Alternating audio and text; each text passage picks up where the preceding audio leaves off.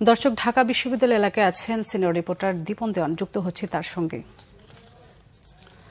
দীপন, শুনতে পাচ্ছেন আমাকে?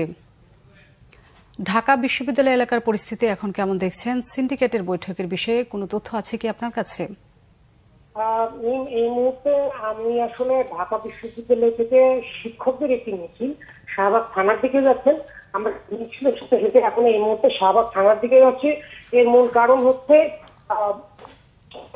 আমাদেরকে যেটি জানিয়েছেন যে একজন শিক্ষার্থীকে আটকে রাখা হয়েছে। সেই শিক্ষার্থীকে মূলত উদ্ধার করে নিয়ে আসার জন্যই শিক্ষকদের একটি বড় মিছিল তারা কলা ভবনের সামনে থেকে শুরু করে তারা শাহবাগের থানার দিকে আসছেন এবং তারা মূলত এই শিক্ষার্থীকে উদ্ধার করে তারা আবার কলা ভবনের সামনে গিয়ে তারা তাদের পূর্ব ঘোষিত একটি সমাবেশ হয়েছে সেটি করবেন।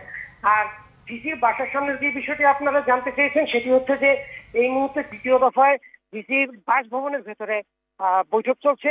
এখনো পর্যন্ত কোনো ধরনের কোনো তথ্য তারা গণমাধ্যমের সাথে তারা শেয়ার করেননি এবং কি সিদ্ধান্তে তারা যাচ্ছেন সেটিও বিন্দুমাত্র কোনো কিছু বোঝা যাচ্ছে না। মূলত হলো যে এখন যেই এই বৈঠক চলছে সেখান থেকে হয়তো একটি সিদ্ধান্ত পাওয়া যেতে পারে যে আসলে মূলত ঢাকা বিশ্ববিদ্যালয়ের যে হলগুলো রয়েছে সেগুলো আসলে খালি করা হবে না কি করা হবে সেই বিষয়গুলিতে সিদ্ধান্তে আসা যাবে।